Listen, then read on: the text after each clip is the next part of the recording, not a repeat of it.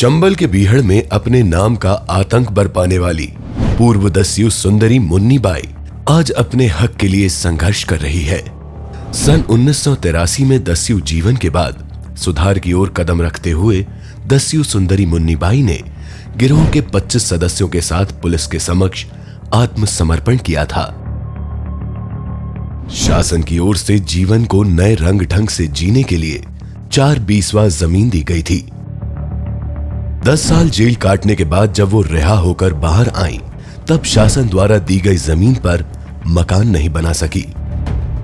उसकी जमीन पर कुछ दबंगों ने कब्जा कर लिया है जो मकान बनाने नहीं दे रहे। हारकर दस्यु सुंदरी ने सरकार से गुहार लगाई है पर अभी तक उसे राहत नहीं मिल सकी है।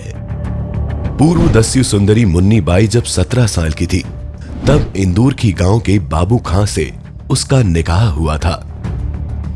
बाबू खां के डकैतों से संबंध थे। कुछ समय बाद बाबू खां किन्हीं कारणों से डकैत बन गया और घनसा बाबा गिरोह में शामिल हो गया। पुलिस को जब इसकी जानकारी मिली तो उसने डकैत गिरोह के सफाए को लेकर मुन्नी बाई पर दबाव बनाना शुरू कर दिया। पुलिस के बार बार पूछताछ करने से मुन्नी बाई तंग आ चुकी थी। वो चंबल के बीहड़ में कूदने को मजबूर हो गई थी। कुछ समय बाद मुन्नी बाई भी पति के साथ घनसा बाबा गिरोह में शामिल हो गईं। करीब 7 साल तक मुन्नी बाई ने गिरोह में रहकर कई वारदातों में हिस्सेदारी निभाई। कई लोगों को पकड़कर फिरौती मांगी। मुन्नी बाई का कहना था कि गिरोह में 25 लोग थे। सबके अपने अपने काम बटे हुए थे। डकैती डालने के दौरान डकैत महिलाओं पर हाथ नहीं डालते थे। 1983 में गिरोह के सदस्यों ने रौन में आत्मसमर्पण किया।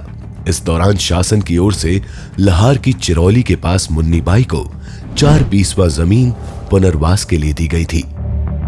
मुन्नी बाई ने बताया कि आत्मसमर्पण के बाद उसे जेल जाना पड़ा। उस दौरान वो 10 साल तक ग्वालियर, इटावा और भिंड की जेल में रहीं। जेल से छूटने के कुछ समय बाद मुन्नी बाई ने अपना इंदौर की गांव वाला पैतृक मकान बेच दिया और बेटी की शादी मछंड कस्बे में कर दी। कुछ साल वो बेटी के घर में ही जीवन यापन करने लगी, लेकिन उसका मन सरकार की दी हुई जमीन पर मकान बनाकर रहने का था। इकलौती बेटी के घर में रहकर जब मकान बनवाने का विचार बनाया तो दबंगों ने 10 साल से मकान नहीं बनने दिया। जमीन के टुकड़े को पाने के लिए कई बार कलेक्ट्रेट और लहार एसडीएम दफ्तर के चक्कर लगा चुकी है, परंतु कोई सुनवाई नहीं हो रही। वो तो ना है, मैं बीमार हूँ तो कम से कम भाई जाते 1 साल में ऐसे ही डरे हैं। कोई सुनवाई ही नहीं है हमारी। सबसे न फिर है, सबसे क्या है कि कछु सुनवाई नहीं है हमारी। तो क्या करें, कोई आसरे को हमारे आस वाला तो है नहीं है। लड़की है सो अपने अपने घर पे हैं, लड़का है नहीं है हमारे। बीहड़ में पूर्व दस्यु सुंदरी मुन्नी बाई घनसा बाबा डकैत गिरोह की सक्रिय सदस्य थी। वहां उस समय बैंडेड क्वीन कहलाने वाली फुलन देवी भी मौजूद थी। फुलन 7 साल तक मुन्नी बाई के साथ घनसा बाबा डकैत गिरोह की सक्रिय सदस्य रही। बाद में वो अलग हो गई थी। इधर मुन्नी बाई ने आत्मसमर्पण के बाद कभी दोबारा बीहड़ में कदम रखने की कोशिश नहीं की।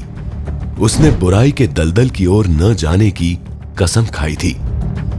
पिछले 10 साल से कानून का सहारा लेकर दस्यु सुंदरी बाई अपनी जमीन पाने के लिए संघर्ष कर रही है। उसका कहना है कि लंबे संघर्ष के बाद वो अब थक चुकी है। कोई भी अफसर मदद करने को तैयार नहीं है। ऐसे समय में वो किससे मदद मांगे? इस उम्र में वो फिर से बंदूक नहीं उठा सकती। इस कहानी के माध्यम से हम सरकार का ध्यान मुन्नी बाई की परेशानी की ओर खींचने की कोशिश कर रहे हैं। आशा है कि मुन्नी बाई को जल्द न्याय मिलेगा और बीहड़ के रास्ते अपराध की दुनिया में कदम रखने वाले सबक लेंगे।